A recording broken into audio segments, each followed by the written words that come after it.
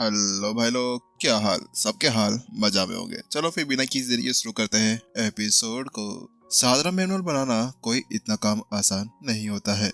आखिरकार साधारण मैनुअल एक ऐसी चीज होती है जिसके अंदर एक छोटी सी भी गलती हो तो उसके बाद में किसी की भी साधना पूरी तरह से खराब हो सकती है। और विपिन के लिए यह बात बहुत ज्यादा ही लागू हुआ करती थी। आखिरकार वह शुरू से ही यहाँ पर स्वर्ग की साधना मैनुअल्स का यूज करते हुए आ रहा था। अगर यहाँ पर वो कोई सी भी साधारण मैनुअल जिसके अंदर गलतियां भरी हुई हो और उसका यूज कर ले तो उसकी वजह से उसकी साधना पूरी तरह से बिगड़ सकती थी और उसकी जो ताकत थी वो भी यहाँ पर ड्रॉप हो सकती थी। इसी वजह से विपिन इसके अंदर थोड़ी सी भी ज्यादा चूक नहीं करना चाह रहा था। देखते ही देखते अब यहाँ पर कई दिन बीत जाते हैं और आखिरकार यहाँ पर अब वो समय आ जाता है जिस समय अब यहाँ पर जो अजोय ब्रिज था वह सभी सामने आने वाला था। इसी वजह से अब यहाँ पर विपिन अपनी टीम को लेते हुए आखिरकार उस तरफ बढ़ जाता है जहाँ पर वह अजोय ब्रिज आ रहा था। इस जगह पर वह जल्द ही एक स्वर्ग के स्तंभ के सामने पहुंच जाते हैं। ये एक स्वर्ग का खंबा था। देखने में ऐसा लग रहा था जैसे कि ये यहाँ पर अभी समुद्र से ऊपर की तरफ जा रहा हो। इसके बहुत सारे पैटर्न्स इसके ऊपर बनाए गए थे, कुछ बहुत सी चीजें लिखी गई थी। मैं भव्य और आसमान को टच कर रहा था। आसपास का जो मैदान था उसके अंदर भी यहाँ पर 4 अलग अलग स्तंभों को बनाया गया था। ऐसा लग रहा था जैसे कि ये यहाँ पर इसी का कोई हो, लेकिन जो बीच वाला था वो बहुत ज्यादा ही बड़ा था और जो आसपास का आइलैंड था वो भी इसी से जुड़ा हुआ सा लग रहा था। ऐसा लग रहा था इसको यहाँ पर खुद से किसी ने बनाया गया होगा। वही उसी बीच अचानक से यहाँ पर गौतम उनको बताता है कि दंदियों यानी कि कहानियों के अनुसार यह कहा गया है एक बार ऐसा समय आया था जिस जगह पर अजयोर के ऊपर बहुत ज्यादा मुसीबत आन पड़ी थी, जिसके चलते हुए यहाँ पर किसी ने एक कछुए को मारा और उसके कुछ अंगों को काटते हुए ये 4 स्तंभ यहाँ पर बना दिए थे ताकि यहाँ पर इसको स्वर्ग के साथ में जोड़ा जा सके और इसके अलावा अर्ध दिव्य के ऊपर पहुंचने की सफलता को हासिल कर सके। तो वही उसी बीच उसकी बात सुनते ही यहाँ पर जो देव था वह कहता है, अरे ये तो केवल एक कहानी है, कहानियों के अंदर तो बहुत सी अलग अलग चीजें कही गई है, इसी वजह से हम लोग इस कहानी को नहीं मान सकते हैं। क्या आपको ऐसा लगता है कि यहाँ पर कोई इतना ज्यादा बड़ा कछुआ होगा जिसकी हड्डियां या किसी के उसके अंगों को तोड़ते हुए यहाँ पर इतनी बड़ी चीज को बनाया जा सकता है? आप भी क्या मजाक करते हैं? और इसके अलावा क्या कोई कछुआ स्वर्ग के उस आतंक को यहाँ पर नीचे आने से रोक सकता है जो यहाँ पर हमारे ऊपर आन गिरेगा? तो उसकी बात सुनते ही यहाँ पर राजू और सभी उसके पीछे पीछे हंसने लगते हैं। तो गौतम का चेहरा भी यहाँ पर लाल हो जाता है। वो कहता है, अरे अरे मैंने तो ऐसी कहानियां सुनी थी और मैं तुम्हें कहानियां बता रहा हूँ, ये नहीं कह रहा कि ऐसा कुछ था। तो वही उनकी बात सुनने के साथ में जो विपिन था ना वो यहाँ पर अब उस खंबे को ऊपर से नीचे तक देखने लगता है। वो खंबा बहुत ज्यादा विशाल था, मोटा भी था और ऊपर की तरफ जा रहा था आसमान को फाड़ते हुए। ऐसा लग रहा था जैसे कि वो अंतरिक्ष के जाकर टच कर जाएगा।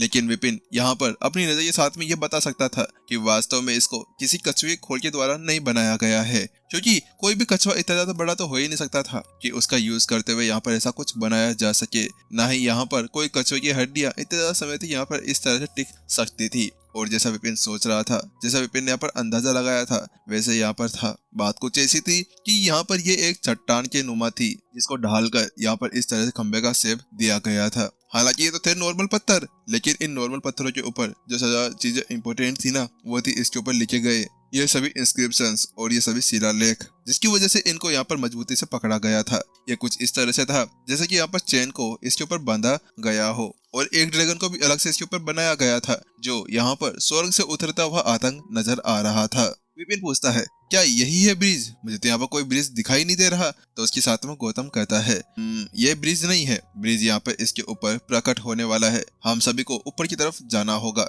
इसके साथ में अब वो सभी लोग यहाँ पर जल्दी से ऊपर की तरफ जाने लगते हैं, लेकिन वो केवल 20 से 30 मीटर के ऊपर जाते हैं कि उसके साथ में यहाँ पर उनके ऊपर दबाव पड़ना शुरू हो जाता है। यहाँ पर वह दबाव साफ साफ उनको महसूस हो रहा था। हालांकि अर्ध दिव्यताओं के लिए तो यहाँ पर कुछ नहीं था, लेकिन वास्तव में यहाँ पर उन सभी का ये एक टेस्ट था। तो गौतम उन्हें बताता है कि आप सभी को यहाँ पर अपने आप को बहुत ज्यादा ही पुश करना होगा ताकि अभी तुम लोग यहाँ पर इस टेस्ट को पास कर सको। ये भी एक टेस्ट है, तुम्हें अगर अजोय ब्रिज के ऊपर जाना है तो इसके लिए तुम सभी को अपने आप को यहाँ पर संभालना होगा।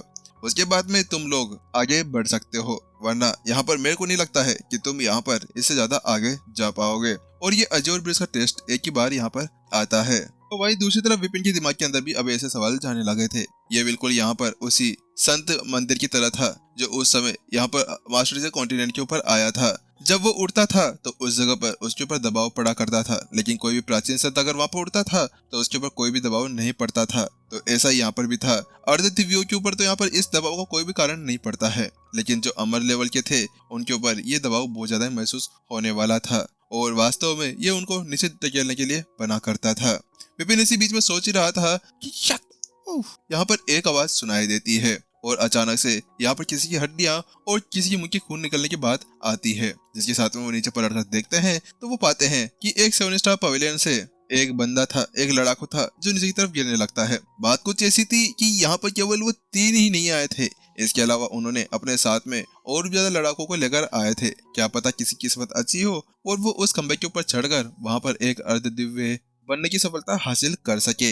अरे एल्डर राजू, क्या बात है? क्या आपके इन सभी को आपने कोई खाना वाना नहीं खिलाया है, या फिर चक्के का आटा गलत है जो इस तरह से ये लोग इस तरह से इतनी जल्दी गिर गए हैं? अभी तक तो हम यहाँ पर 50% के ऊपर भी नहीं पहुंचे हैं, तो उसके बाद में क्या आप वास्तव में ये सोचते हैं कि आपकी ये सभी नीचे से ऊपर उठ पाने में कामयाब हो सकते हैं? तो वहीं दूसरी तरफ जो अभी यहाँ पर नीचे गिर रहा था ना, वह कुछ दूरी के ऊपर जाता है जहाँ पर उसके लिए दबाव सहना संभव हो चुका था। वो उस जगह पर जाकर रुक जाता है, लेकिन जब वो ऊपर की तरफ देखता है तो उसके साथ में उसके रोंगटे पूरी तरह से खड़े हो जाते हैं। उसके दिल के अंदर तो यहाँ पर घबराहट और सब कुछ देखा जा रहा था। ओह, मैं बच गया। नीचे जाकर गिरता ना तो यहीं पर ही मेरी यहाँ पर समाधि बन जाती, क्योंकि नीचे का एरिया ना अब तक भी उनको दिख नहीं रहा था, क्योंकि वास्तव में वो धरती से बहुत ज्यादा ऊपर आ चुके थे।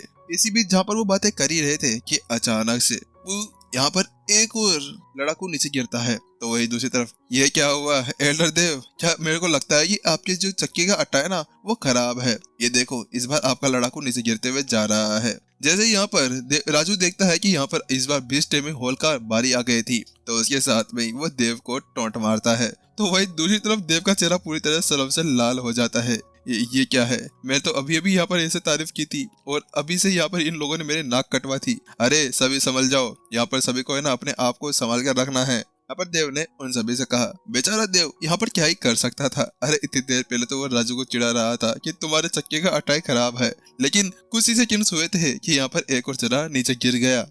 देखने से ऐसा लगता है कि उन लोगों ने अपने आप को संभाल लिया होगा और उनकी मौत यहाँ पर नहीं हुई होगी, गौतम वहां पर कहता है, क्योंकि उनकी ताकत को देखने के बाद में यहाँ पर जब वो एक लेवल के ऊपर पहुंच जाएंगे तो फिर से उनके ऊपर से दबाव खत्म हो जाएगा। गौतम ने कहा, मुझे लगता है कि इस बार का जो अजोय ब्रिज के ऊपर चढ़ने का टेस्ट है वो और भी ज्यादा मुश्किल होने वाला है, क्योंकि यहाँ पर इस बार ये जो दबाव है ना ये बहुत ज्यादा जल्दी यहाँ पर आ चुका है। क्योंकि इतना दबाव तो यहाँ पर 70% के ऊपर जाने के बाद में ही आता था, लेकिन अब तक तो हम आधा भी नहीं चढ़े हैं और 70% से पहले ही यहाँ पर हमारे ऊपर इतना दबाव पड़ना शुरू हो गया है। इसका मतलब ये है कि इस बार देवताओं के होल ने कुछ अलग ही रणनीति बनाकर रखी हुई है, लेकिन अब तुम सभी को यहाँ पर अपने आप को संभालना होगा। तो राजू भी बीच में कहता है, हाँ, अब तुम्हारे पास में यही एक मौका है। अगर तुम इस बार यहाँ पर इसके ऊपर नहीं चढ़ पाए तो अगली बार जिंदगी के अंदर कभी भी तुम ऊपर नहीं जा पाओगे, क्योंकि ये जो अजोय ब्रिज का टेस्ट होता है ना ये एक बंदे के लिए एक बार ही दिया जाता है, कोई बंदा दोबारा इसके ऊपर नहीं आ सकता था।